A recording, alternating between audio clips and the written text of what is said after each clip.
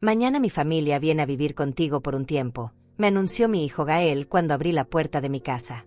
No me preguntó. Me lo informó. Como si yo fuera una completa idiota que no tuviera derecho a opinar sobre quien vive en mi propio hogar. Simplemente no tenemos cómo pagar el alquiler, agregó, mirándome como si fuera mi obligación resolverle la vida a los 32 años. Su voz tenía ese tono que siempre usaba cuando era niño y había roto algo, esperando que mamá arreglara el desastre sin hacer preguntas. Mi nuera Rebeca apareció detrás de él, cargando una maleta enorme y sonriendo de esa manera tan falsa que me revuelve el estómago. Una sonrisa de triunfo, como si acabara de ganar la lotería. «Hola, suegra», me dijo con esa voz melosa que usa cuando quiere manipularme. Sus ojos brillaban con una satisfacción que me puso la piel de gallina. «Esperamos que no te moleste. Solo será por un tiempecito». Un tiempecito. Claro. Como cuando me pidieron prestados $1,500 hace 6 meses para una emergencia médica y todavía estoy esperando que me los devuelvan. Me quedé ahí parada en mi propia puerta, sintiendo como el mundo se me venía encima. Era martes por la tarde, había terminado de regar mis plantas del jardín y estaba preparándome un té cuando sonó el timbre. Jamás imaginé que al abrir esa puerta mi vida tranquila se iba a convertir en una pesadilla. Viendo como mi hijo y su esposa ya habían decidido por mí, sin consultarme, sin pedirme permiso, como si a los 65 años fuera tan tonta que no me daría cuenta de lo que realmente estaba pasando. «No tenemos cómo pagar el alquiler o comprar comida para 5 bocas», completó Gael, y sus palabras me golpearon como una bofetada. 5 bocas. Él, Rebeca y sus 3 hijos, 2 gemelas de 8 años y un bebé de apenas 1 año. En mi casa de 2 habitaciones. En mi refugio donde había planeado pasar mis últimos años en paz, después de trabajar como secretaria durante 30 años en la empresa de construcción Martínez y Asociados. Rebeca ya estaba empujando la maleta hacia adentro, como si mi casa fuera un hotel barato donde podían llegar sin reservación. Sus zapatos de tacón repiqueteaban contra el piso de madera que yo había barnizado con mis propias manos el año pasado. Detrás de ella, Gael arrastraba 2 bolsas más, y yo me di cuenta de que esto no era una visita de emergencia. Era una mudanza completa, planeada hasta el último detalle. «Mamá, sabía que entenderías. Después de todo, somos familia», me dijo Gael, dándome una palmadita en el hombro con ese gesto condescendiente que usa cuando cree que me está manejando como a una vieja senil. Su sonrisa era exactamente igual a la de su padre cuando me mentía sobre el dinero que se gastaba en el bar. La misma sonrisa falsa, la misma mirada esquiva, los mismos gestos calculados para hacerme sentir culpable si no accedía a sus caprichos. En ese momento, mientras veía a Rebeca paseándose por mi sala como si fuera la dueña, tocando mis adornos con esa familiaridad que me daba asco, y a mi hijo revisando mi refrigerador como si fuera el suyo, algo dentro de mí se encendió como una fogata. No era tristeza. No era decepción. Era una rabia fría y calculada que no había sentido en años. «¿Y los niños dónde van a dormir?», les pregunté, tratando de mantener la voz tranquila mientras mi mente empezaba a procesar todas las implicaciones de esta invasión. Rebeca se dio vuelta hacia mí con esa sonrisa que ahora reconocía como pura malicia disfrazada de dulzura. «Bueno, pensamos que las gemelas pueden dormir en tu habitación contigo, y nosotros con el bebé podemos usar la habitación de huéspedes. Será como una gran familia viviendo junta», dijo, como si fuera la idea más maravillosa del mundo. Ahí fue cuando me di cuenta de que esto no era desesperación. Era un plan perfectamente orquestado. Y yo, como la tonta que creyeron que era, iba a darles la sorpresa de sus vidas. En ese momento, decidí que iban a conocer a una Elvira que nunca habían visto antes. Una Elvira que ya no iba a ser la abuela complaciente y generosa que siempre había sido. Esa noche, mientras escuchaba los llantos del bebé de Rebeca y las quejas constantes de las gemelas sobre que mi casa era muy pequeña y aburrida, no pude evitar recordar cómo era mi vida antes de esta invasión. Apenas hace una semana, mi rutina era perfecta, ordenada, exactamente como la había soñado durante todos esos años de trabajo duro. Me levantaba a las 6 de la mañana, preparaba mi café en la cafetera que me regalé cuando cumplí 60 años, y me sentaba en mi sillón favorito a leer el periódico mientras el sol entraba por las ventanas de mi sala. Mi casa era mi santuario. Cada mueble tenía su lugar, cada adorno contaba una historia de mis años de esfuerzo. El sofá color crema que compré con mi primer bono navideño en la empresa, las cortinas verdes que cosí yo misma durante un fin de semana lluvioso, la mesa de centro de madera maciza que encontré en una venta de garaje y restauré con paciencia durante meses. Todo tenía sentido, todo tenía un propósito, todo reflejaba 30 años de trabajo honesto como secretaria en Martínez y Asociados. Recordé mis mañanas tranquilas regando las plantas de mi jardín trasero. Mis rosas rojas que florecían cada primavera, mis tomates que crecían orgullosos junto a la ventana de la cocina, las hierbas aromáticas que usaba para cocinar. Tenía una rutina perfecta. Después del desayuno, revisaba mis finanzas personales en la computadora que me compré el año pasado, balanceaba mi chequera, pagaba mis cuentas online. Todo organizado, todo bajo control. Mis gastos mensuales no pasaban de $800, incluyendo la hipoteca que terminaría de pagar en 2 años más. Los fines de semana los dedicaba a mí misma. Iba al mercado los sábados temprano, cuando las verduras estaban más frescas y los precios más bajos. Conocía a todos los vendedores por nombre, y ellos me guardaban los mejores tomates, las mejores lechugas. Doña Carmen, que vendía flores, siempre me apartaba un ramo pequeño de claveles blancos que yo compraba para decorar mi mesa del comedor. Era mi pequeño lujo semanal, $5 que me daba una alegría inmensa. Mi vida social era simple pero satisfactoria. Los martes por la tarde tomaba té con mi vecina Noemí, una mujer de 70 años que se había convertido en mi mejor amiga desde que me jubilé. Hablábamos de todo, de las novelas que leíamos, de los programas de televisión, de nuestros hijos y nietos. Noemí siempre me decía que tenía suerte de tener un hijo tan responsable como Gael. Si supiera lo que estaba viendo ahora, se daría cuenta de lo equivocada que estaba. Los jueves por la noche asistía a las clases de yoga en el centro comunitario. Me había costado trabajo al principio, pero ahora disfrutaba esa hora de paz y relajación. La instructora, una joven de 30 años llamada Aurora, siempre nos recordaba la importancia de mantener la mente clara y el cuerpo fuerte. La edad es solo un número, decía, lo importante es cómo nos sentimos por dentro. Y yo me sentía bien, fuerte, independiente, capaz de cuidarme sola hasta los 90 años si era necesario. Mi jubilación había sido planeada cuidadosamente durante años. Tenía mis ahorros en el banco, exactamente $23,400 que había juntado centavo a centavo durante décadas. Una cuenta de ahorros que revisaba religiosamente cada mes, viendo cómo crecía poco a poco con los intereses. Dinero que había destinado para emergencias médicas, para pequeñas mejoras en la casa, para tal vez algún día poder viajar a visitar a mi hermana que vive en España. También tenía mi pequeña colección de joyas que había heredado de mi madre, un anillo de oro con una piedra verde que había pertenecido a mi abuela, unos aretes de perlas que me regaló mi difunto esposo en nuestro 10º aniversario, y una cadena de plata que había comprado con mi primer sueldo como secretaria. Piezas sencillas pero de valor sentimental incalculable, guardadas en una pequeña caja fuerte que tenía escondida en mi armario. Mi rutina nocturna también era sagrada. Después de cenar, siempre algo ligero y saludable que preparaba para una sola persona, me daba un baño relajante con sales aromáticas. Luego me ponía mi bata de algodón favorita, la rosada con flores pequeñas que me había regalado mi prima Julieta en mi último cumpleaños, y me sentaba a ver mis programas favoritos en televisión. Los noticieros de las 8, después alguna telenovela, y finalmente me iba a la cama a las 10 en punto. Mi cama, mi refugio personal. Con sábanas siempre limpias que cambiaba religiosamente cada domingo, almohadas suaves que había elegido cuidadosamente en la tienda departamental, y mi colcha favorita tejida a mano por mi madre años atrás. Era mi espacio íntimo, donde leía algunas páginas de alguna novela romántica antes de dormir, donde planeaba mis actividades del día siguiente, donde soñaba con pequeños proyectos para mejorar mi jardín o redecorar alguna habitación. Todo eso había cambiado en menos de 24 horas. Ahora mi casa parecía un campo de batalla. Juguetes regados por toda la sala, pañales sucios en mi cesto de basura, platos sucios acumulándose en mi fregadero. El bebé lloraba a todas horas, las gemelas gritaban y corrían por mis pasillos como si fuera un parque público, y Rebeca actuaba como si fuera la dueña de mi hogar. Pero lo que más me dolía no eran los inconvenientes prácticos. Era la falta de respeto total hacia la vida que había construido con tanto esfuerzo. Gael y Rebeca habían destrozado mi tranquilidad como si no valiera nada, como si mis 65 años de experiencia y trabajo no merecieran ni siquiera una conversación honesta sobre lo que realmente necesitaban.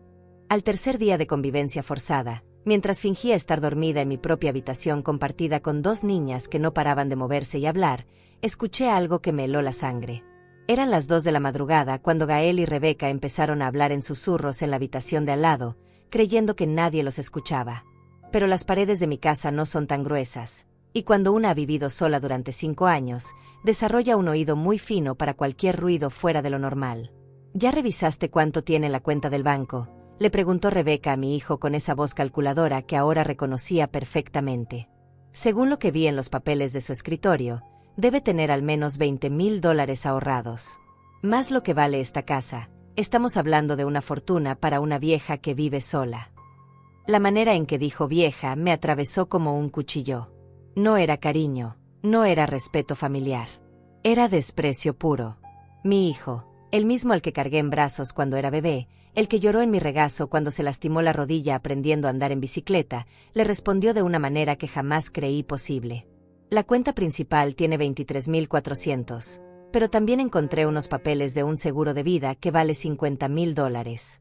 Si logramos convencerla de que nos ponga como beneficiarios, estamos hechos.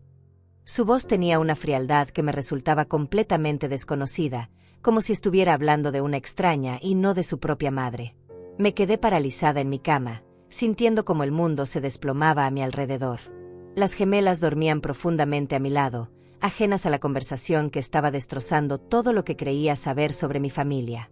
Rebeca se rió con esa risa baja y maliciosa que había escuchado otras veces, pero que nunca había interpretado correctamente.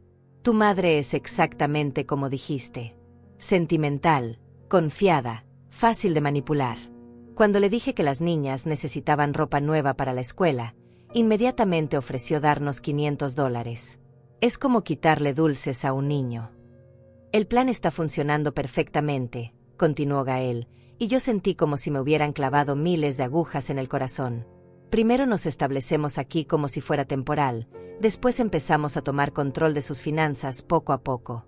Ya conseguí que me diera acceso a su cuenta de correos electrónicos para ayudarle con los pagos online. En una semana más, podré entrar a su cuenta bancaria sin que se dé cuenta. Rebeca aplaudió suavemente, como si mi hijo acabara de contarle el chiste más gracioso del mundo. Y después viene la segunda fase.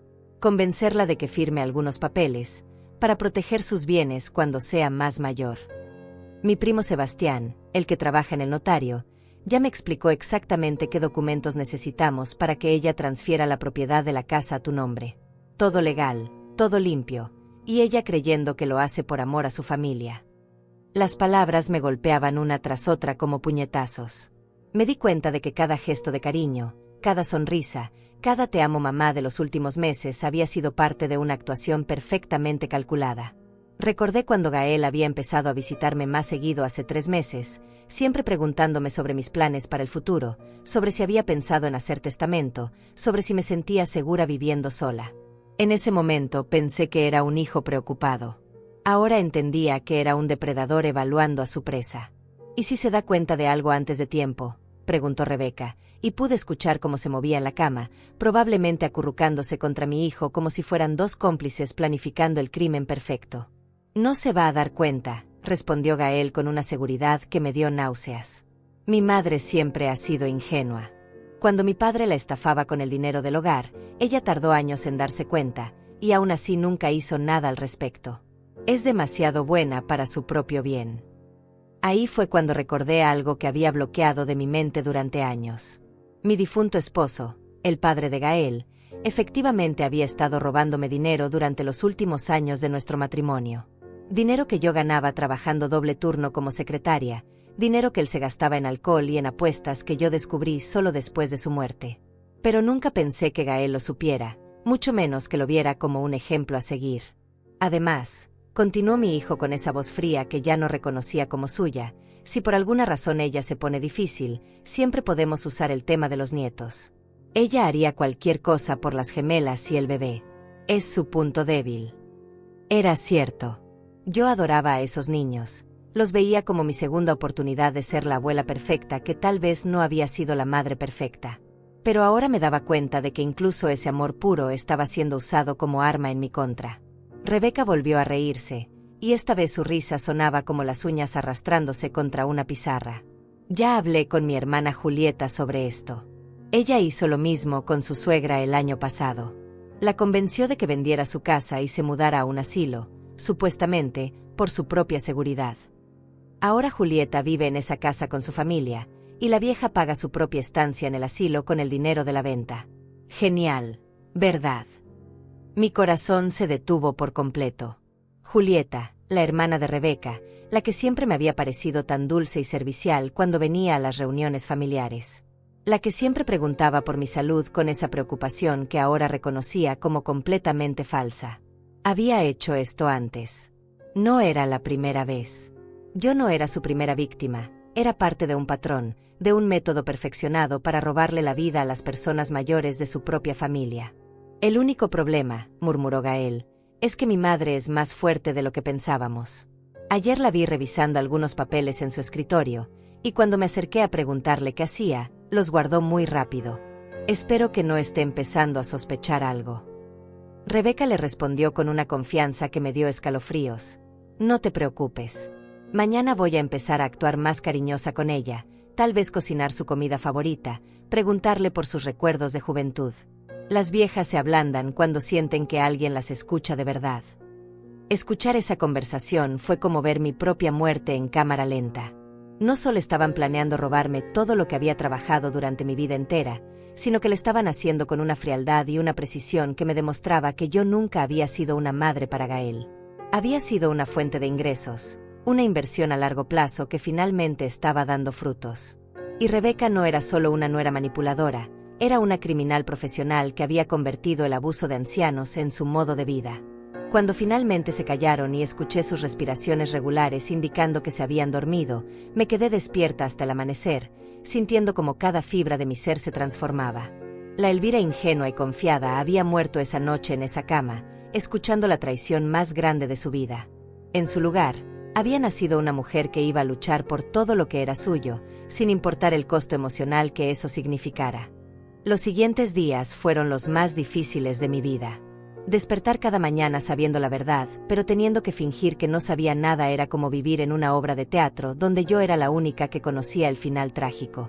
Veía a Gael desayunar en mi cocina, usando mi cafetera, comiendo el pan que yo había comprado, y tenía que sonreírle como si fuera el hijo amoroso que siempre creí que era. Mientras tanto, mi mente no paraba de dar vueltas, analizando cada momento de los últimos meses, cada conversación, cada gesto que ahora tomaba un significado completamente diferente. Recordé cuando Gael había llegado a visitarme hace 4 meses, justo después de mi cumpleaños número 65. Ese día me había traído flores amarillas, mis favoritas, y habíamos pasado toda la tarde conversando en el jardín.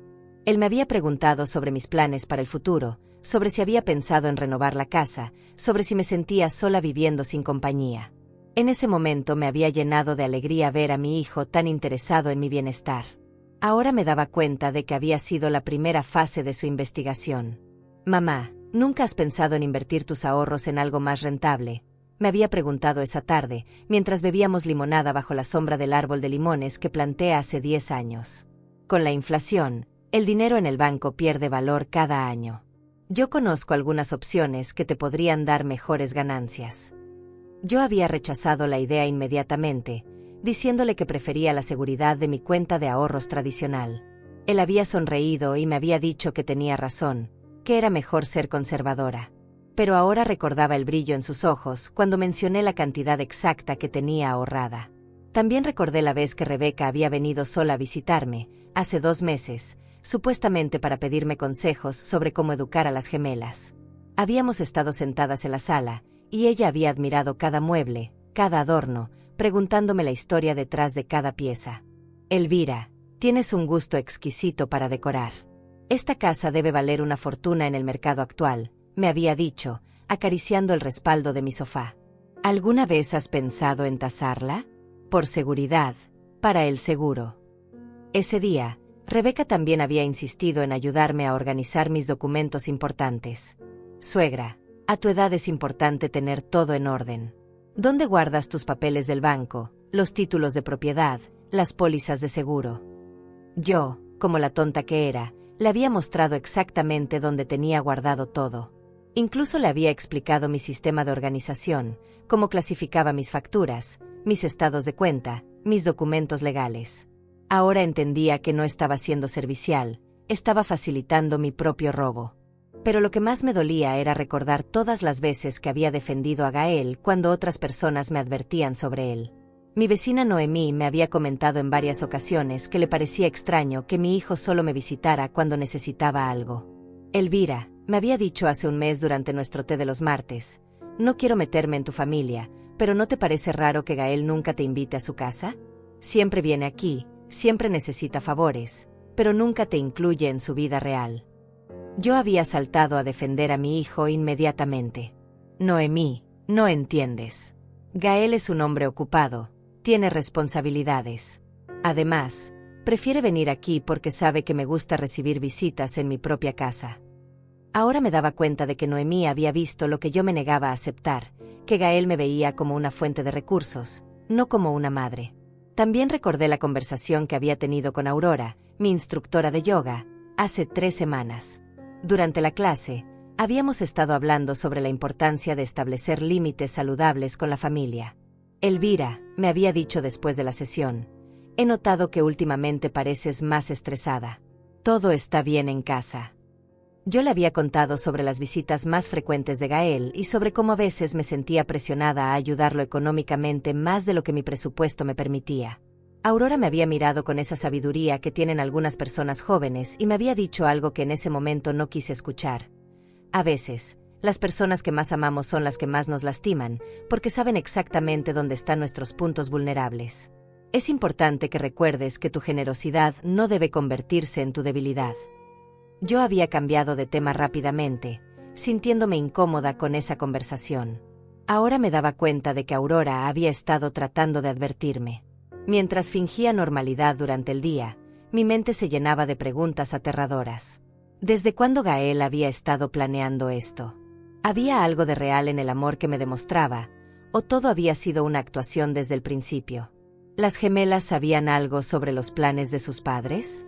¿El bebé crecería pensando que esto era normal, que está bien aprovecharse de los abuelos? La pregunta que más me atormentaba era sobre mi propio juicio. ¿Cómo había sido tan ciega? ¿Cómo una mujer que había trabajado durante 30 años en una oficina, que había manejado presupuestos, que había lidiado con todo tipo de personas, había sido tan ingenua con su propia familia? Me sentía como una completa idiota, como si todos los años de experiencia laboral y de vida no me hubieran servido para nada cuando realmente los necesitaba. Por las noches, cuando todo el mundo dormía, me levantaba silenciosamente y revisaba mis documentos una y otra vez.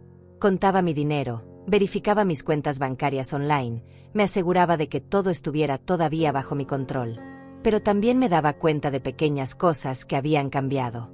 Algunos papeles no estaban exactamente donde los había dejado.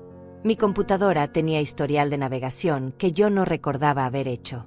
Mi libreta de direcciones había sido movida de lugar. El miedo comenzó a apoderarse de mí de maneras que nunca había experimentado. No era solo miedo por mi dinero o mi casa. Era miedo existencial, miedo de haber vivido toda mi vida siendo una tonta, miedo de que mi propio hijo fuera un completo extraño para mí, miedo de que todo lo que creía saber sobre el amor familiar fuera una mentira. ¿Cómo podía confiar en mi propio juicio después de haber estado tan equivocada sobre las personas más importantes de mi vida? También empecé a tener miedo físico. Si Gael y Rebeca eran capaces de planear robarme de manera tan calculada, ¿hasta dónde estarían dispuestos a llegar para conseguir lo que querían? ¿Qué pasaría si descubrían que yo sabía la verdad? ¿Estarían dispuestos a lastimarme físicamente para conseguir mi dinero? La idea de que mi propio hijo pudiera hacerme daño era tan aterradora que me quitaba el sueño completamente. Pero junto con el miedo, también estaba creciendo algo más fuerte dentro de mí. Una rabia fría y determinada que nunca había sentido antes.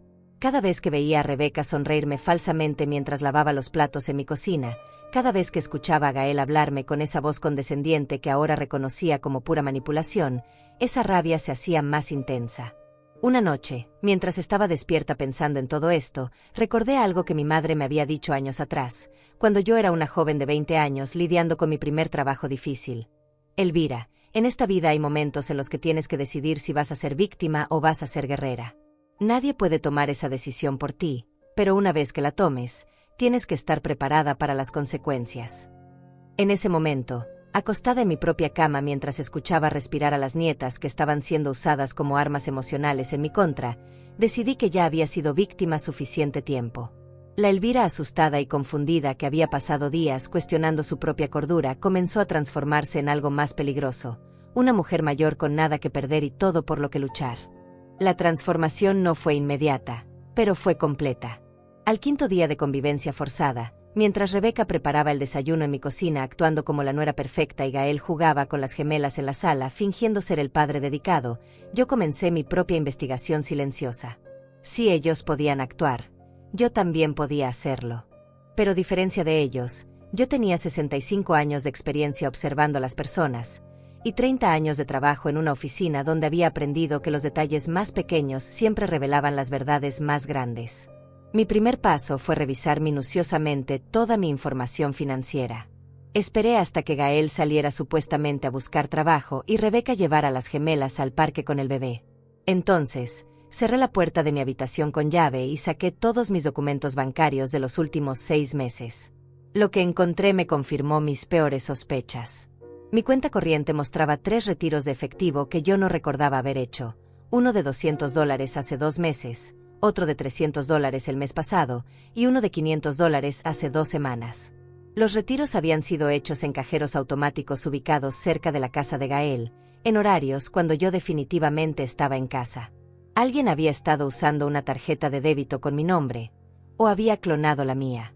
Revisé mi cartera y encontré mi tarjeta en su lugar usual, pero eso no significaba nada. Con la tecnología actual, clonar una tarjeta era más fácil de lo que una mujer de mi edad podía imaginar. También descubrí algo más perturbador. Mi cuenta de ahorros, que debería tener exactamente $23,400, ahora mostraba $23,100. Habían desaparecido $300 sin que yo hubiera autorizado ninguna transacción. Cuando llamé al banco para preguntar, me dijeron que el retiro había sido hecho online con autorización válida usando mi contraseña y mi información personal. Pero yo nunca había hecho esa transacción. Inmediatamente cambié todas mis contraseñas bancarias y solicité nuevas tarjetas de débito. Le dije al representante del banco que había razones de seguridad para estos cambios, sin mencionar que sospechaba de mi propia familia. También pedí que me enviaran por correo físico todos los estados de cuenta de los últimos 6 meses, algo que normalmente revisaba online pero que ahora necesitaba tener en papel para evidencia. Mi segundo paso fue contactar a Noemí. Mi vecina y amiga de 70 años había demostrado tener una intuición muy acertada sobre Gael, y ahora necesitaba desesperadamente hablar con alguien en quien pudiera confiar completamente.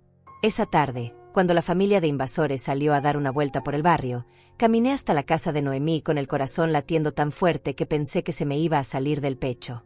«Elvira, te ves terrible», me dijo Noemí en cuanto abrió la puerta. «¿Qué está pasando realmente con tu hijo y su familia?». Cuando le conté toda la historia, desde la conversación nocturna que había escuchado hasta los retiros no autorizados de mi cuenta, Noemí se puso pálida como un papel. «Dios mío, Elvira. Esto no es solo irresponsabilidad familiar, esto es fraude financiero. Es un delito grave». Noemí me ayudó a pensar con claridad. «Necesitas documentar todo», me dijo, sirviéndome un té de manzanilla para calmar mis nervios. «Cada conversación sospechosa, cada movimiento extraño de dinero, cada mentira que te digan. Y necesitas hacerlo sin que se den cuenta de que sospechas algo». También me dio un consejo que cambió completamente mi perspectiva. «Elvira, tú fuiste secretaria durante 30 años. Sabes cómo investigar, cómo organizar información, cómo documentar irregularidades. Usa esas habilidades ahora». Con la ayuda de Noemí, desarrollé un plan de investigación sistemático. Primero, instalé discretamente una pequeña grabadora de voz que Noemí me prestó en mi habitación, escondida detrás de algunos libros en mi mesa de noche. Si Gael y Rebeca volvían a hablar de sus planes durante la noche, tendría evidencia grabada de sus intenciones criminales. También empecé a anotar meticulosamente todo en un cuaderno pequeño que escondí dentro de una funda de almohada vieja en mi armario.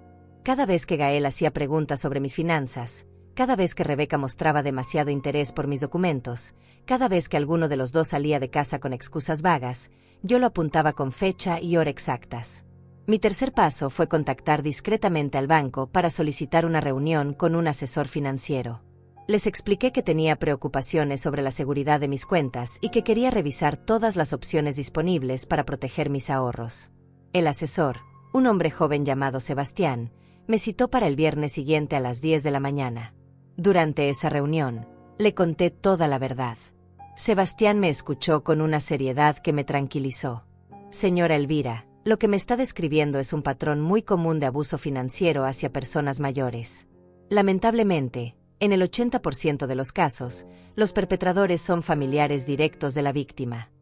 Me explicó que el banco tenía protocolos específicos para estas situaciones y que podían poner alertas especiales en todas mis cuentas. Vamos a hacer varias cosas, me dijo Sebastián, tomando notas en su computadora. Primero, vamos a crear una nueva cuenta de ahorros en una sucursal diferente, donde transferiremos la mayoría de su dinero. Segundo, vamos a poner alertas automáticas para cualquier transacción mayor a $50 en sus cuentas existentes. Tercero, vamos a cambiar toda su información de acceso online y crear preguntas de seguridad completamente nuevas. También me dio el número de teléfono de la unidad de crímenes financieros del banco, por si necesitaba reportar actividad fraudulenta formal. Mi cuarto paso fue documentar físicamente todo lo que estaba pasando en mi casa. Usando mi teléfono celular, que había aprendido a manejar mejor el año pasado, empecé a tomar fotos discretas de cualquier evidencia que pudiera ser útil. Fotografié a Gael revisando mis papeles cuando pensaba que no estaba mirando. Grabé videos cortos de Rebeca hurgando en mis cajones mientras supuestamente ayudaba a limpiar. Documenté cada vez que encontraba mis documentos fuera de lugar. También empecé a prestar más atención a las conversaciones telefónicas que tenían cuando creían que no los escuchaba. Rebeca hablaba frecuentemente con alguien llamado Primo, siempre en voz baja, siempre sobre el plan y los papeles. Una vez le escuché decir, la vieja está más cooperativa de lo que esperábamos, pero hay que apurarse antes de que se dé cuenta de algo. La parte más difícil de toda esta investigación era mantener la actuación durante el día. Tenía que sonreírle a Gael cuando me pedía prestados $20 para gasolina. Tenía que agradecer a Rebeca cuando me ayudaba organizando mis documentos. Tenía que jugar con las gemelas y actuar como la abuela amorosa, sabiendo que estaban siendo usadas como herramientas emocionales para manipularme. Pero cada noche, cuando revisaba mis notas y escuchaba las grabaciones que había logrado capturar, mi determinación se hacía más fuerte. Una noche grabé una conversación especialmente reveladora. Gael le decía a Rebeca, mañana voy a preguntarle si puede prestarme $500 para emergencia médica de una de las gemelas. Si dice que sí, sabemos que todavía no sospecha nada.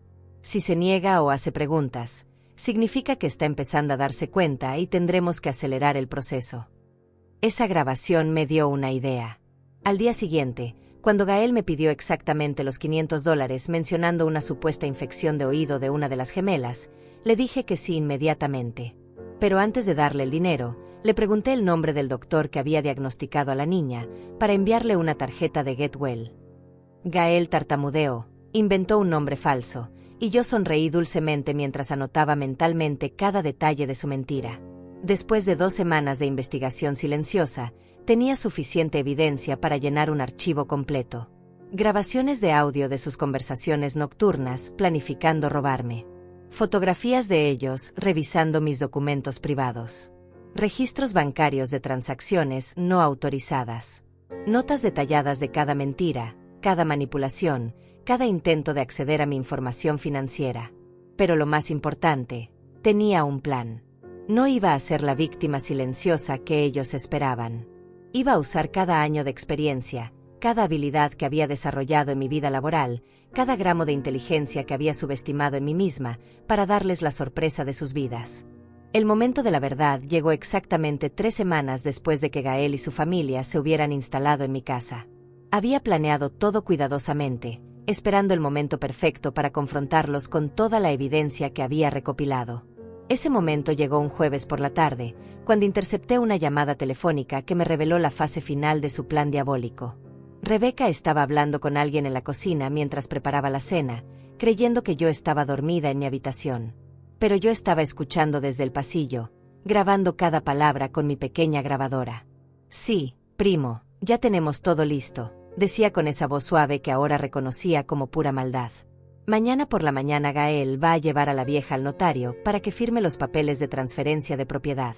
Le dijimos que es solo para proteger la casa en caso de emergencia médica. La conversación continuó y lo que escuché después me heló la sangre completamente. Una vez que firmé la transferencia, tenemos 3 días para sacarla de aquí antes de que se dé cuenta de lo que realmente firmó. Mi contacto en el asilo, Los Ángeles del Atardecer, ya tiene todo preparado. $1,500 al mes, pagados con su propia cuenta de ahorros, y nosotros nos quedamos con la casa libre y limpia. Asilo. Iban a meterme en un asilo después de robarme mi casa.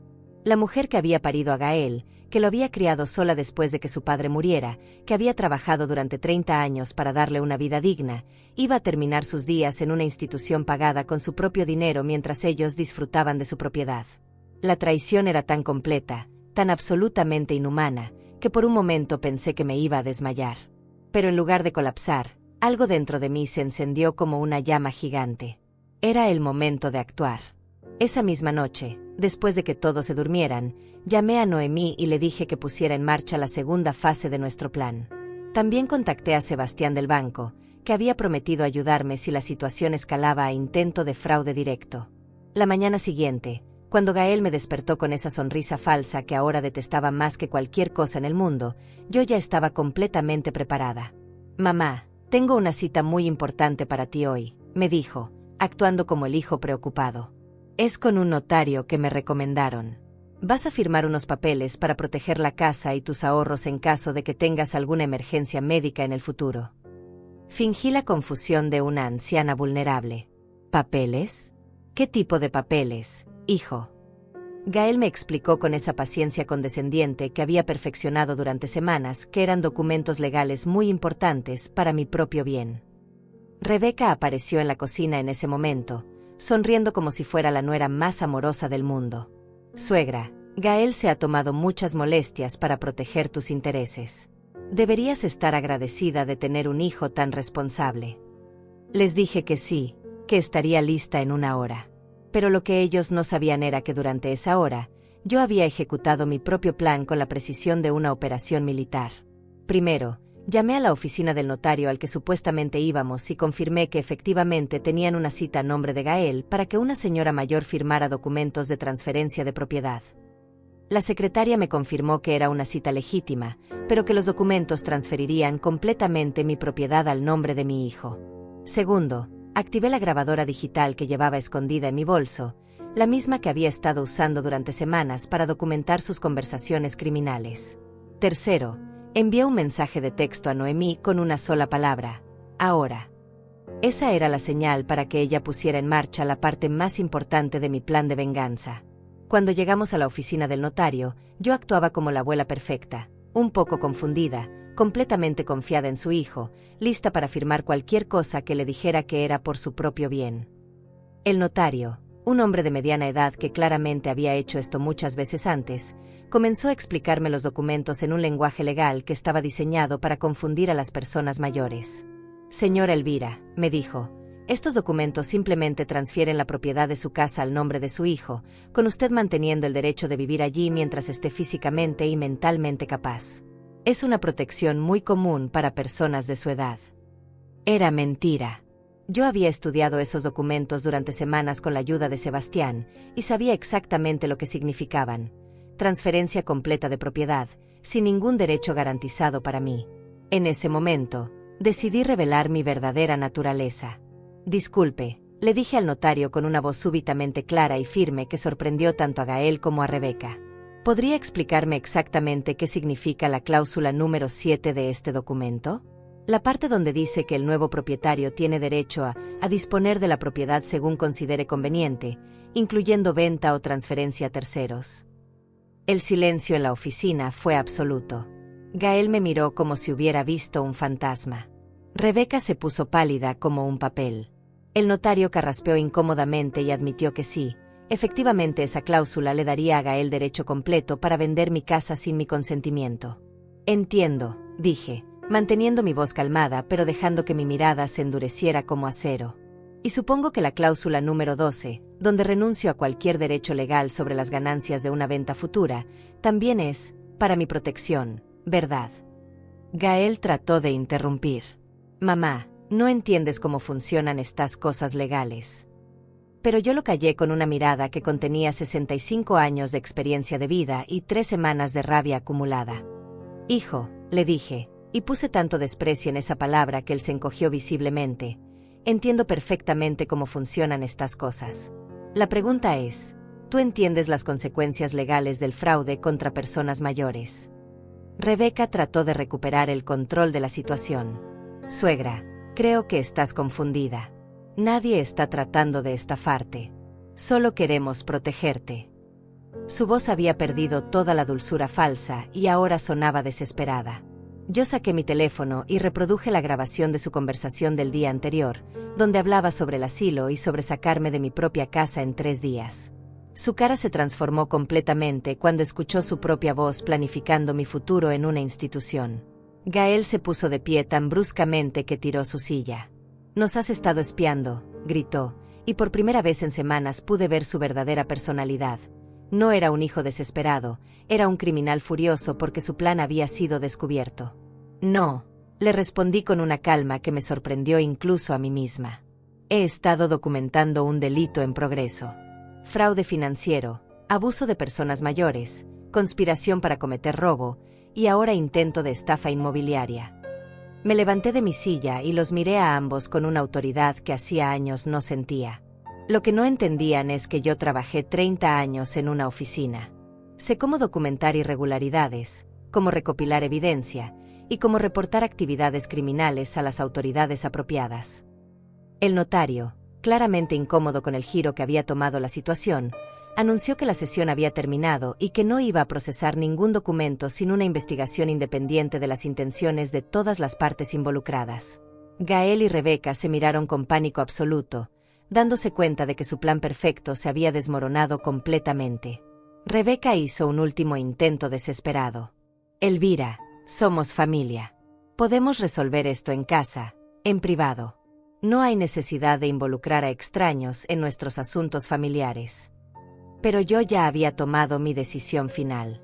«Familia», repetí, saboreando la ironía de esa palabra.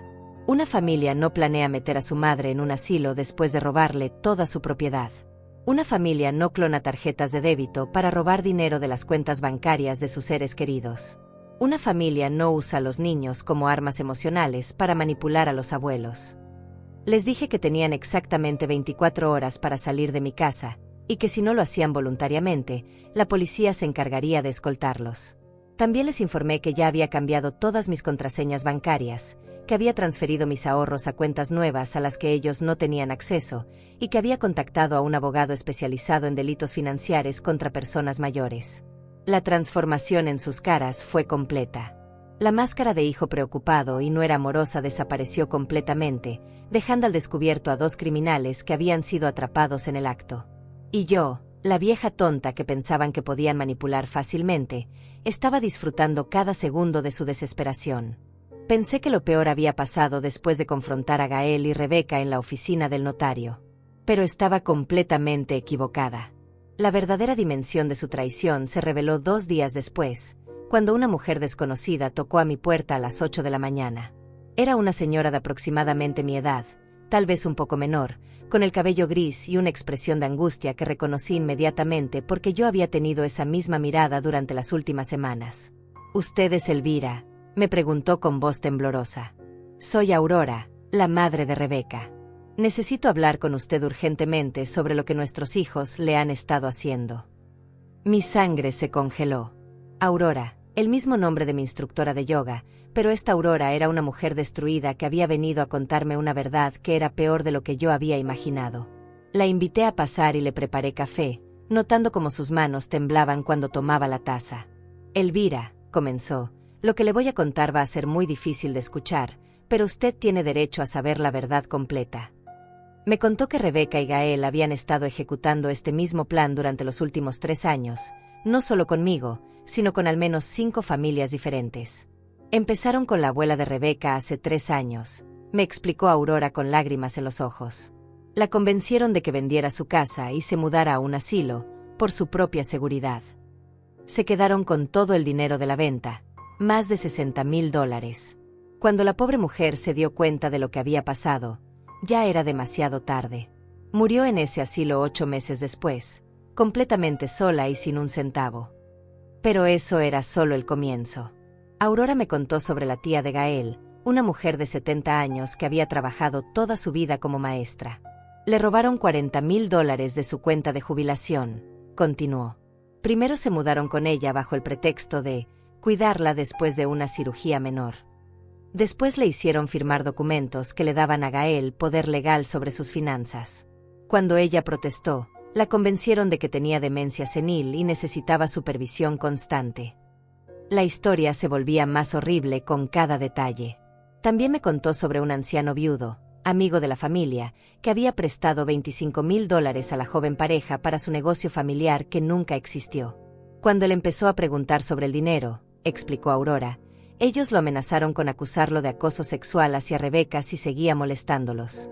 El pobre hombre tenía tanto miedo del escándalo que nunca volvió a mencionar su dinero. Pero lo que más me impactó fue descubrir que Aurora misma había sido víctima de su propia hija. Rebeca me convenció de hipotecar mi casa para prestarles $30,000 hace 2 años, me contó, limpiándose las lágrimas con un pañuelo arrugado. Me dijo que era para la educación de las gemelas, para darles un futuro mejor. Yo hipotequé la casa que mi difunto esposo y yo habíamos pagado durante 20 años. Ahora estoy a punto de perderla porque no puedo hacer los pagos, y ellos se niegan a devolverme un solo centavo. Me di cuenta de que lo que había vivido no era un caso aislado de hijos irresponsables aprovechándose de su madre. Era un patrón criminal sistemático, un modo de vida que habían perfeccionado durante años. Gael y Rebeca eran depredadores profesionales que se especializaban en explotar a personas mayores, usando los lazos familiares como armas para destruir vidas enteras. Aurora también me reveló algo que cambió completamente mi perspectiva sobre las gemelas. Elvira, me dijo bajando la voz como si fuera un secreto terrible, las niñas no son solo víctimas inocentes en esto. Rebeca las ha estado entrenando para que actúen de manera especialmente tierna con los abuelos y las personas mayores. Les enseña qué decir para hacer que la gente se sienta culpable si no les da dinero o regalos. Eso explicaba por qué las gemelas siempre me decían cosas como abuela Elvira, mamá dice que no tienes dinero para comprarnos juguetes porque eres pobre o papá dice que tienes que ayudarnos porque somos tu familia y la familia se ayuda siempre. No eran comentarios inocentes de niños, eran manipulaciones calculadas enseñadas por sus propios padres. Pero la revelación más impactante llegó cuando Aurora me mostró fotografías en su teléfono. Este es el verdadero negocio de mi hija, me dijo, mostrándome imágenes de una casa lujosa en un barrio exclusivo.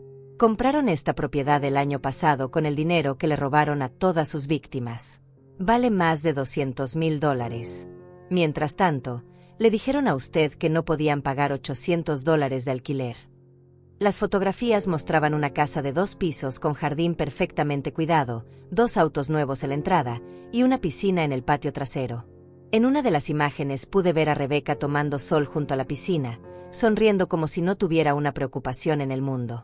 En otra, Gael estaba asando carne en una parrilla que probablemente costaba más que mi presupuesto mensual completo.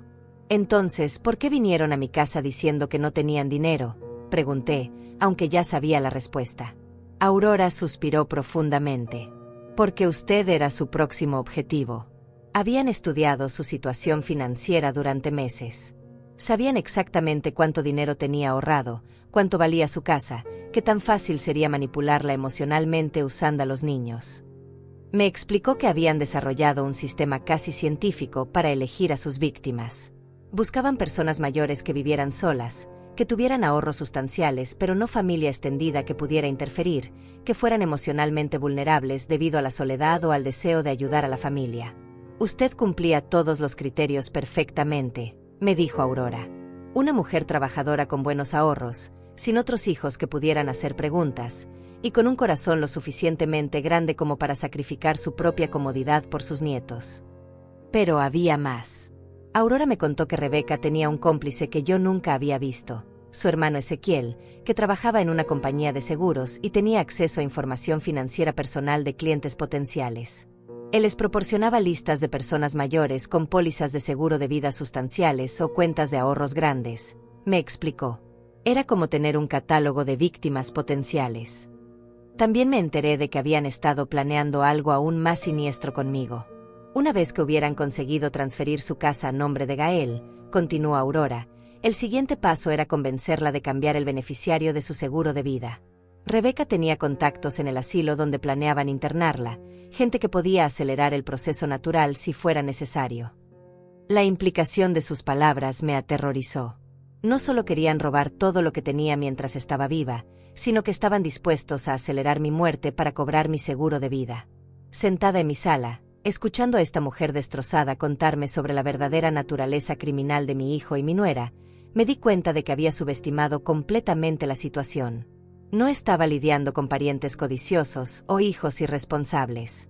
Estaba lidiando con una organización criminal que se especializaba en el asesinato financiero de personas mayores, y que aparentemente había perfeccionado sus métodos hasta convertirlos en una máquina de destruir vidas. ¿Por qué me está contando todo esto?, le pregunté a Aurora. Su respuesta me rompió el corazón y me llenó de una determinación renovada al mismo tiempo. Porque estoy cansada de ser cómplice silenciosa de los crímenes de mi propia hija. Porque he visto demasiadas vidas destruidas y no puedo seguir viviendo con esa culpa. Y porque usted fue lo suficientemente inteligente para darse cuenta de lo que estaba pasando antes de que fuera demasiado tarde. Me di cuenta de que mi confrontación con Gael y Rebeca había sido solo el primer acto de una obra mucho más grande. Ahora tenía información sobre múltiples víctimas, evidencia de un patrón criminal sistemático, y la oportunidad de hacer algo que fuera mucho más grande que simplemente proteger mis propios ahorros. Tenía la oportunidad de detener a una organización criminal y obtener justicia no solo para mí, sino para todas las personas mayores que habían sido destruidas por estos depredadores sin corazón. Con toda la información que Aurora me había proporcionado, ya no se trataba solo de proteger mis propios intereses. Tenía en mis manos evidencia de una operación criminal que había destruido múltiples vidas durante años. Esa misma tarde, después de que Aurora se fuera prometiendo mantenerse en contacto para testificar cuando fuera necesario, llamé a Sebastián del banco y le conté todo lo que había descubierto. Su reacción fue inmediata y profesional. Señora Elvira, me dijo con una seriedad que me tranquilizó, lo que me está describiendo constituye múltiples delitos federales. Fraude bancario, abuso financiero de personas mayores, conspiración para cometer estafa, y posiblemente hasta homicidio si realmente estaban planeando acelerar su muerte para cobrar el seguro de vida. Me explicó que el banco tenía protocolos específicos para reportar este tipo de actividades criminales y que mi caso sería transferido inmediatamente al Departamento de Investigaciones Financieras. Pero Sebastián me advirtió que necesitaríamos más evidencia sólida para que las autoridades pudieran actuar efectivamente. Las grabaciones que tiene son excelentes, pero necesitamos documentar el patrón completo de sus actividades criminales. Estaría dispuesta a colaborar con una investigación encubierta para obtener más pruebas. Sin dudarlo ni un segundo, le dije que sí. Después de haber sido subestimada como una anciana ingenua durante semanas, estaba lista para demostrar de lo que era realmente capaz. El plan era brillante en su simplicidad. Sebastián contactó a un detective especializado en crímenes financieros llamado Abner, quien tenía décadas de experiencia investigando estafas contra personas mayores. El detective me explicó que iban a usar mi situación como una operación encubierta para documentar todas las actividades criminales de Gael y Rebeca, no solo conmigo sino con sus otras víctimas también. Señora Elvira, me dijo el detective Abner durante nuestra primera reunión secreta en la biblioteca pública, usted va a fingir que ha decidido cooperar completamente con sus planes. Vamos a instalar equipos de grabación profesionales en su casa, vamos a monitorear todas sus comunicaciones telefónicas, y vamos a documentar cada paso de su operación criminal. La idea era dejar que creyeran que habían ganado, mientras recopilábamos evidencia irrefutable de todos sus crímenes. Esa noche, cuando Gael y Rebeca regresaron a mi casa después de haber estado buscando apartamento todo el día, mentira que yo ahora sabía que era para darme tiempo de reconsiderar mi posición, los recibí con la actuación de mi vida. Hijos, les dije con voz temblorosa y lágrimas falsas en los ojos, he estado pensando en lo que pasó ayer en la oficina del notario. Creo que reaccioné mal por miedo y confusión. La transformación en sus caras fue inmediata. Gael se acercó con esa sonrisa manipuladora que ahora reconocía perfectamente. Mamá, sabía que entenderías. Solo queremos protegerte y asegurarnos de que tengas la mejor atención posible cuando seas mayor. Rebeca me abrazó con esa falsa calidez que me daba náuseas, pero que ahora tenía que tolerar para el bien de la investigación. Les dije que había reflexionado y que me daba cuenta de que tenían razón, que necesitaba ayuda para manejar mis asuntos financieros y que confiaba en que ellos sabrían que era lo mejor para mí. Mañana podemos ir de nuevo al notario, les dije, y esta vez firmaré todos los papeles que crean convenientes.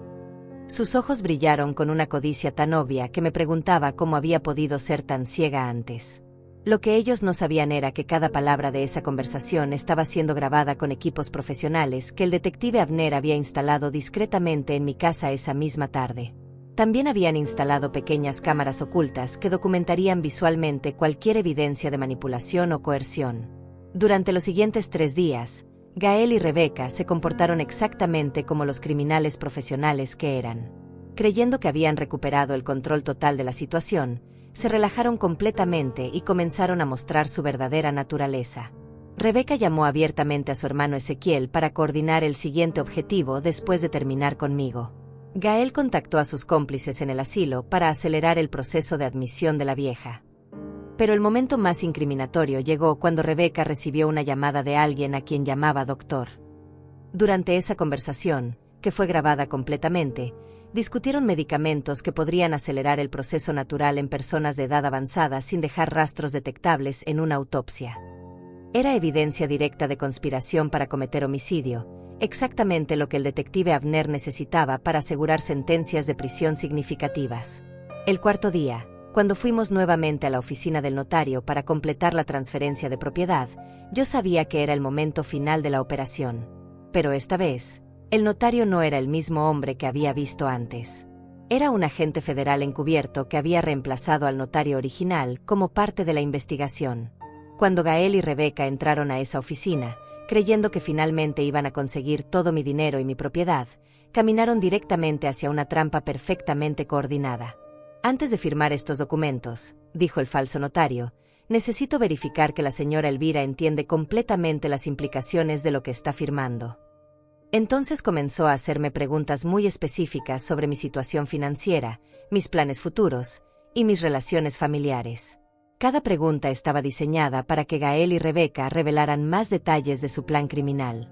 Señora Elvira, preguntó el agente, ¿está firmando estos documentos por su propia voluntad o alguien la ha presionado o amenazado para hacerlo? Siguiendo las instrucciones que había recibido, respondí que me sentía un poco presionada, pero que confiaba en mis hijos. Inmediatamente, Rebeca intervino con esa voz melosa que había perfeccionado. Por supuesto que no hay presión. Elvira entiende que esto es por su propio bien. Entonces el agente preguntó sobre mis planes de vivienda futuros. ¿Dónde planea vivir después de transferir la propiedad de su casa? Gael respondió por mí, ya tenemos todo arreglado. Mi madre va a mudarse a una residencia para personas mayores donde recibirá la mejor atención. Un lugar llamado Los Ángeles del Atardecer. Era exactamente la confesión que necesitábamos. El momento culminante llegó cuando el agente preguntó sobre la financiación de mi estadía en el asilo. ¿Quién va a pagar los costos de la residencia? Rebeca, con una confianza que ahora me resultaba nauseabunda, explicó que yo pagaría mis propios gastos con los ahorros que he juntado durante años, mientras que ellos harían cargo de mantener la casa en buenas condiciones hasta que sea necesario venderla. En ese momento exacto, las puertas de la oficina se abrieron y entraron 4 agentes federales con chalecos antibalas que decían FBI, Crímenes Financieros. El detective Abner mostró su identificación y anunció, Gael Martínez y Rebeca Martínez están arrestados por múltiples cargos de fraude financiero, abuso de personas mayores, conspiración para cometer estafa y conspiración para cometer homicidio. La expresión en sus caras fue la imagen más satisfactoria que había visto en mi vida. La confianza arrogante se transformó en terror absoluto en cuestión de segundos. Rebeca trató de correr hacia la puerta, pero fue detenida inmediatamente por uno de los agentes. Gael me miró con una mezcla de odio y desesperación que me hizo realizar que nunca, ni por un segundo, había sentido amor real hacia mí. Mientras los esposaban y les leían sus derechos, el detective Abner me explicó que tenían evidencia suficiente para procesar no solo a Gael y Rebeca, sino también a sus cómplices. el hermano de Rebeca que proporcionaba información financiera privada, los empleados del asilo que estaban dispuestos a acelerar muertes por dinero, y el supuesto doctor que suministraba medicamentos letales. Señora Elvira, me dijo el detective mientras veíamos cómo se llevaban a mi hijo y a mi nuera en el asiento trasero de un auto policial, su valentía y su inteligencia han salvado no solo sus propios ahorros y su vida, sino que han expuesto una red criminal que habría seguido victimizando a personas mayores durante años. Usted debería estar muy orgullosa de lo que ha logrado. En ese momento, parada frente a la oficina del notario, viendo cómo los criminales que habían intentado destruir mi vida eran llevados a la justicia, me sentí más fuerte y más poderosa de lo que me había sentido en décadas. 6 meses después del arresto de Gael y Rebeca, estoy sentada en mi jardín trasero disfrutando de una taza de café con Aurora, que se ha convertido en una de mis mejores amigas. Es una mañana de sábado perfecta, con el sol filtrándose a través de las hojas de mi árbol de limones y mis rosas rojas floreciendo más hermosas que nunca. La paz que siento ahora es completamente diferente a la tranquilidad que tenía antes de toda esta pesadilla. Es una paz ganada, una paz que he luchado por conseguir y que valoro infinitamente más porque sé lo frágil que puede ser. ¿Has sabido algo del juicio?, me pregunta Aurora, removiendo su café con esa expresión de curiosidad mezclada con dolor que siempre tiene cuando hablamos de nuestros hijos. El detective Abner me había explicado que el proceso legal sería largo, pero que la evidencia era tan abrumadora que era casi imposible que Gael y Rebeca evitaran sentencias de prisión significativas. La semana pasada el abogado me confirmó que van a aceptar un acuerdo con la fiscalía, le respondo, sintiendo una mezcla extraña de alivio y tristeza. Gael va a recibir entre 8 y 10 años de prisión por fraude financiero y conspiración. Rebeca podría recibir hasta 15 años porque el fiscal pudo probar que ella era la líder de toda la operación criminal. Es justicia, pero duele de una manera que nunca imaginé que dolería. Aurora asiente con comprensión. Ella también está lidiando con el dolor de aceptar que su propia hija es una criminal. Mi abogado dice que hay posibilidades de que pueda recuperar al menos parte del dinero que Rebeca me robó, me cuenta. La casa lujosa que compraron va a ser confiscada por las autoridades y vendida para compensar a las víctimas. Es un alivio saber que Aurora tal vez pueda salvar su propia casa de la hipoteca que había hecho para darle dinero a su hija. Hablamos también sobre las otras víctimas que fueron identificadas durante la investigación. En total, Gael y Rebeca habían estafado a 11 personas mayores durante los últimos 4 años, robando más de $300,000 entre dinero en efectivo, propiedades transferidas fraudulentamente y bienes vendidos sin autorización. Algunas de las víctimas habían muerto sin saber nunca que habían sido estafadas. Otras, como la tía de Gael, todavía estaban vivas pero habían perdido todo y ahora dependían de la asistencia social para sobrevivir. Lo que más me duele, le confieso a Aurora mientras contemplo mi jardín perfectamente cuidado, no es el dinero que trataron de robarme, ni siquiera el hecho de que planearan matarme para cobrar mi seguro de vida. Lo que más me duele es darme cuenta de que probablemente nunca me amaron de verdad. Que todos esos años, todos esos momentos que yo atesoré como recuerdos preciosos de mi hijo, para él no eran más que inversiones a largo plazo. Aurora me toma la mano con esa comprensión que solo puede venir de alguien que ha vivido la misma traición. Elvira, me dice con voz suave pero firme, el amor que tú sentiste era real. Los sacrificios que hiciste por Gael eran reales. El hecho de que él no supiera valorar ese amor no significa que tú no fueras una buena madre. Significa que él eligió convertirse en un mal hijo. Sus palabras me dan una perspectiva que he necesitado durante meses. He pasado noches enteras despierta, preguntándome dónde me equivoqué, qué señales ignoré, cómo pude criar a alguien capaz de tanta crueldad. Pero Aurora tiene razón. Yo cumplí mi parte como madre.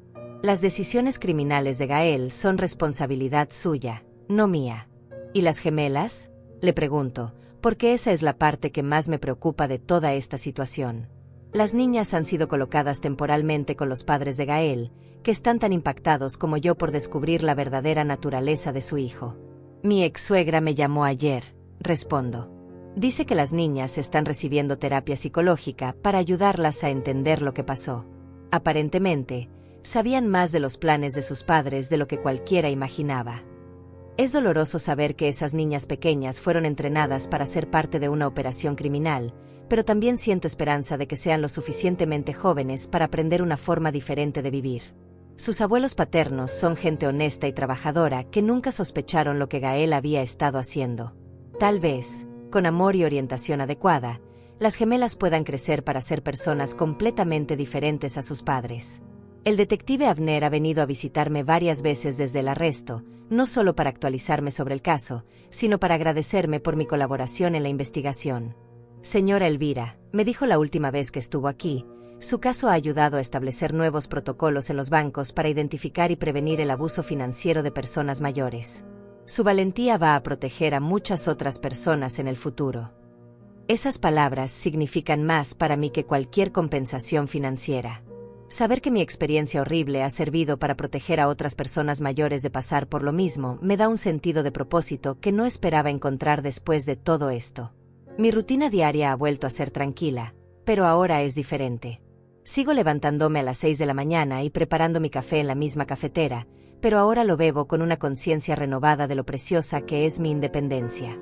Sigo regando mis plantas del jardín, pero ahora cada rosa que florece me recuerda que soy más fuerte de lo que jamás imaginé. Los martes por la tarde sigo tomando té, pero ahora es con Aurora en lugar de con Noemí, quien se mudó a vivir con su hija en otro estado después de toda la conmoción del caso. Aurora y yo hablamos de todo, de nuestros libros favoritos, de nuestros programas de televisión, de nuestros planes para el futuro. Pero también hablamos honestamente sobre el dolor de haber sido traicionadas por nuestros propios hijos, y esas conversaciones me ayudan a sanar de maneras que nunca pensé que serían posibles. Los jueves por la noche he regresado a mis clases de yoga con la instructora Aurora, quien me ha dicho que ve una diferencia notable en mi postura y mi confianza. Elvira, me dijo la semana pasada después de la clase, hay algo diferente en ti. Pareces más fuerte, más centrada, más consciente de tu propia fortaleza. Tiene razón. Esta experiencia me ha enseñado que soy capaz de mucho más de lo que creía. Financieramente, estoy mejor que nunca. No solo recuperé todo el dinero que Gael y Rebeca habían robado de mis cuentas, sino que la venta forzosa de sus propiedades me ha proporcionado una compensación adicional como víctima de sus crímenes. Mi abogado me explicó que, irónicamente, ahora tengo más ahorros de los que tenía antes de que toda esta pesadilla comenzara. Pero lo más importante es que he recuperado algo que no sabía que había perdido, mi autoestima. Durante años después de jubilarme, me había visto a mí misma como una anciana vulnerable que necesitaba la protección y la orientación de las generaciones más jóvenes. Ahora sé que soy una mujer de 65 años con décadas de experiencia, con habilidades que he subestimado, y con una inteligencia que puede competir con cualquier criminal que trate de aprovecharse de mí. ¿Has pensado en salir con alguien?, me pregunta Aurora con esa sonrisa traviesa que me ha hecho reír tantas veces durante estos meses de amistad. Es una pregunta que me habría aterrorizado hace un año, pero que ahora considero con curiosidad genuina. Tal vez, le respondo honestamente. Pero esta vez, si conozco a alguien, voy a confiar en mis instintos desde el primer momento. Ya no voy a ignorar las señales de alerta por ser educada o comprensiva. Mientras el sol se pone sobre mi jardín y Aurora se prepara para irse a su casa, reflexiono sobre el camino que he recorrido durante estos meses. He perdido a un hijo, pero he ganado una versión de mí misma que es más fuerte, más sabia y más auténtica de lo que había sido en años. Hoy estoy sola, le digo a Aurora mientras la acompaño a la puerta, pero por primera vez en años, estoy completamente en paz conmigo misma. Y es verdad. Estoy sola, pero no estoy solitaria. Tengo una casa que es verdaderamente mía, ahorros que he protegido con mi propia inteligencia, y amistades basadas en respeto mutuo en lugar de obligación familiar. Por primera vez en mi vida, soy exactamente quien quiero ser, sin disculpas y sin miedo.